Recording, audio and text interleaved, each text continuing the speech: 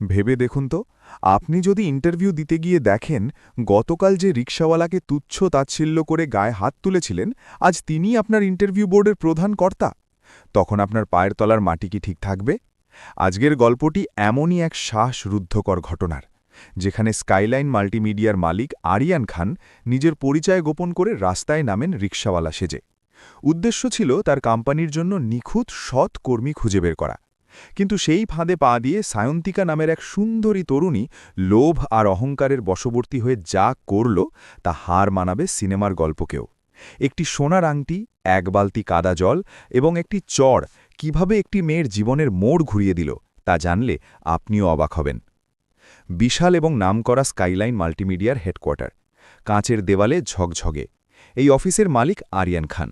মাত্র ২৬ বছর বয়সেই ব্যবসায়িক বুদ্ধিমত্তা ও দূরদর্শিতার কারণে তিনি সাফল্যের চূড়ায় উঠেছেন। কিন্তু একটি চিন্তা তাকে সব সময় কুড়ে কুড়ে খায়: কর্মীদের সততা। তিনি সিদ্ধান্ত নিলেন এবার তার কোম্পানিতে উচ্চ পদে নিয়োগ হবে শুধু সততার ভিত্তিতে। আরিয়ান তার ব্যক্তিগত সহকারীকে ডেকে বললেন, আগামীকাল ইন্টারভিউয়ের আগে আমাকে একদিনের ছুটি নিতে হবে, সব প্রস্তুত রেখো। পরের দিন ভোরবেলা। আরিয়ান আজ নামী ব্যবসায়ী নন, তিনি একজন সাধারণ রিকশাওয়ালা। পরনে তালিমারা শার্ট, লুঙ্গি, গলায় গামছা। তার রিকশার সিটে তিনি অত্যন্ত সতর্কতার সাথে একটি দামি সোনার আংটি রেখে দিলেন। এটাই হবে তার পরীক্ষার প্রধান উপকরণ। বেলা তখন ১০টা। ইন্টারভিউ শুরু হতে আর বেশি দেরি নেই। আরিয়ান রিকশা নিয়ে এক মোড়ে দাঁড়িয়ে আছেন। হঠাৎ সায়ন্তিকা নামের এক তরুণী তার সামনে এসে দাঁড়াল, হাতে তার ইন্টারভিউয়ের ফাইল। সায়ন্তিকা বেশ দাম্ভিক সুরে বলল, এই রিকশা যাবি? স্কাইলাইন অফিসের সামনে নামিয়ে দিবি। আরিয়ান বিনয়ের সাথে তাকে রিকশায় তুললেন।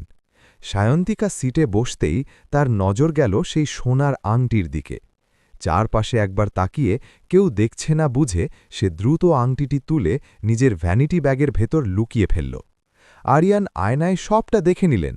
তার মনে হল প্রথম পরীক্ষাতেই মেয়েটি ব্যর্থ। অফিসের কাছাকাছি গিয়ে আরিয়ান নাটক শুরু করলেন। তিনি হঠাৎ রিকশা থামিয়ে বললেন, ম্যাডাম, সর্বনাশ হয়েছে, রিকশার চেন ছিঁড়ে আছে, একটু কষ্ট করে নেমে অন্য রিকশা নিন। সায়ন্তিকা ঘড়ির দিকে তাকিয়ে রাগে ফেটে পড়ল। কি বললি? তোর জন্য আমার দেরি হয়ে গেলে তোর জিপ টেনে ছিঁড়ে ফেলব। সে নিচে নেমে রাস্তার পাশে জমে থাকা এক বালতি নোংরা কাদা জল তুলে আরিয়ানের মাথায় ঢেলে দিল এবং সজোরে একটা চড় মারল। এই নে তোর পুরস্কার, আজ যদি চাকরিটা না হয় তোকে পুলিশে দেব। ঠিক সেই মুহূর্তে সায়ন্তিকার ফোনে কল এলো যে আজ ইন্টারভিউ স্থগিত করা হয়েছে এবং আগামীকাল তা নেওয়া হবে। সায়ন্তিকা একটা তাচ্ছিল্যের হাসি দিয়ে বলল, আজ ভাগ্য ভালো যে ইন্টারভিউ কাল, নয়তো তোকে মেরেই ফেলতাম। পরের দিন স্কাইলাইন অফিসের ইন্টারভিউ রুম। আরিয়ান খান আজ তার আসল রূপে স্যুট বুট পরে গাম্ভীর্য নিয়ে বসে আছেন। সায়ন্তিকা যখন রুমে ঢুকল, আরিয়ানকে দেখে তার মুখ ফ্যাকাশে হয়ে গেল। সে তোতলাতে তোতলাতে বলল, আপনি আপনি সেই কালকের রিকশাওয়ালা? আরিয়ান কঠোর স্বরে বললেন, চুপ করুন। আপনি কি ভেবেছিলেন একজন শ্রমজীবী মানুষকে অপমান করে পার পেয়ে যাবেন? আমি এই কোম্পানির মালিক, আর যে আংটিটা কাল রিকশা থেকে চুরি করেছিলেন সেটা এখন টেবিলের ওপর রাখুন। সায়ন্তিকা ভয়ে কাঁপতে কাঁপতে ব্যাগ থেকে আংটিটি বের করে রাখল এবং কান্নায় ভেঙে পড়ল। স্যার, আমাকে ক্ষমা করুন, আমার চাকরিটা খুব দরকার ছিল। আরিয়ান শীতল গলায় বললেন, যেই মানুষের হৃদয়ে দয়া নেই এবং যার হাত পরের জিনিসের লোভে পড়ে, আমার কোম্পানিতে তার কোনো জায়গা নেই। আপনি অযোগ্য।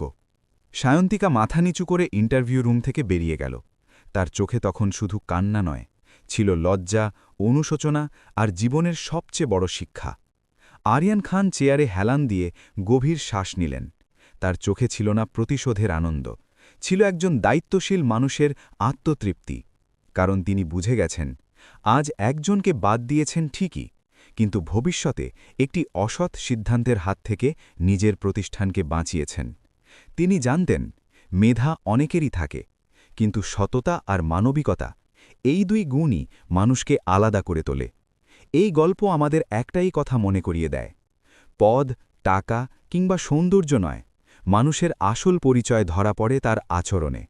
আর যিনি ছোট মানুষকে ছোট করেন, একদিন ভাগ্য তাকে সবচেয়ে বড় জায়গায় দাঁড় করিয়েই শিক্ষা দেয়, কারণ চাকরি না হলেও চলবে কিন্তু সততা হারালে জীবনটাই হারিয়ে যায়